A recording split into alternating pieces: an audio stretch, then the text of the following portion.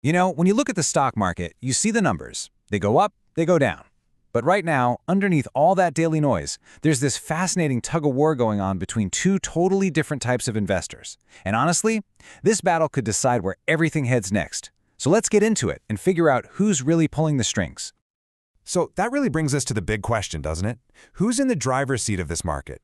Is it the cold, hard logic of algorithms that seem to be feeling super confident? Or is it the gut instinct of human managers who are, well, acting a whole lot more cautious? The answer, as you'll see, is pretty interesting. All right, so let's meet our two main players in this game. First up, on one side, we've got the machines. The industry calls them systematic investors. Just think of them as these powerful, automated strategies. They're run by algorithms that just follow a set of pre-programmed rules based on market trends.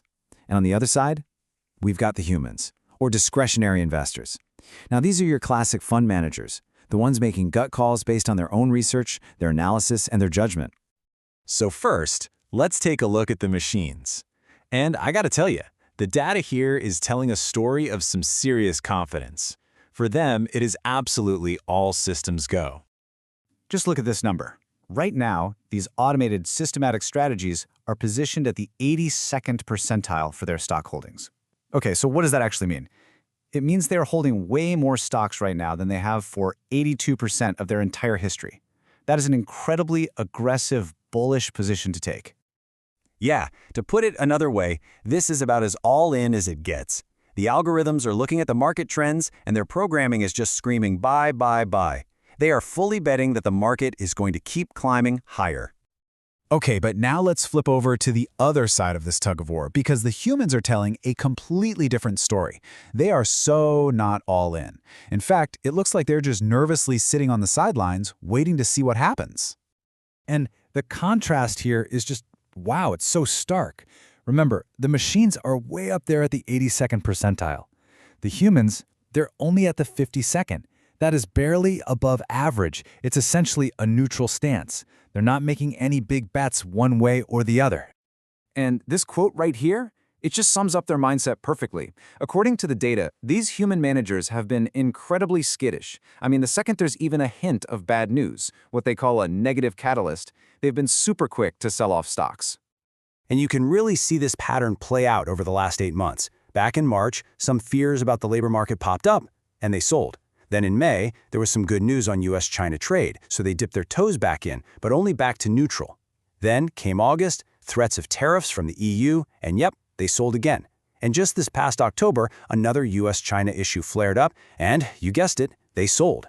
It's this cycle of selling on bad news and then only cautiously coming back. And here's what's really kind of crazy about all this.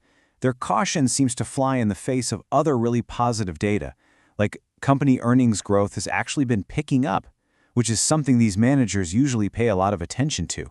But even with companies reporting good numbers, the humans are still just too hesitant to really commit. Okay, so we've got confident machines and cautious humans. But that positioning, that only tells us about what's already in their portfolios. It doesn't tell us where new money is going. And when we look at fund flows, the actual cash that's moving around, we get a major plot twist in the story. Get this, a whopping $17 billion flowed into stock funds just last week. And this isn't some one-time fluke. This is the 7th week in a row of strong inflows. So while the human managers might be sitting on their hands, somebody's cash is absolutely pouring into this market. So the next question is, where's all this money going? Well, a huge chunk of it is going to very specific places. The US and Japan were the big winners, pulling in over $11 billion just between the two of them. But let's drill down even one more level. Which part of the market is getting all this love? The answer couldn't be clearer. It's technology. Tech funds raked in $3.5 billion. That just dwarfs every other sector like utilities and healthcare. It's not even close. Yeah, the source material really hammers this point home. It says, flat out, the tech funds were the key beneficiaries. So all this new cash isn't being spread around evenly at all. It's being funneled, really concentrated, right into the tech sector. And if you need just one more piece of evidence for this huge shift in mood, look at this. While that $17 billion was flowing into stocks, a record $7.2 billion flowed out of gold funds. People are literally selling gold, the classic safe haven asset, and moving that money into riskier things like stocks. That is a massive vote of confidence in the market right now. So, what does this all mean as we head into the final stretch of the year? Well, it looks like we have a fascinating showdown brewing, with all these powerful forces pulling the market in different directions. Okay, let's just put all the pieces on the table. 1, we have the machines, totally loaded up on stocks, completely bullish. 2, we have the humans, underinvested and looking pretty nervous. 3, we have a fire hose of new money flooding into the market, mostly chasing tech stocks. And 4, on top of all that, we're now entering what is historically a very strong time of year for the market, the last couple of months. And that leaves us with this final billion-dollar question. With the bullish machines and these strong seasonal tailwinds all pushing the market up, will the cautious human fund managers be forced to jump in and start chasing the rally? Is their fear of missing out finally going to be stronger than their fear of a downturn? That's the tension to watch, and it's what could define the rest of this year.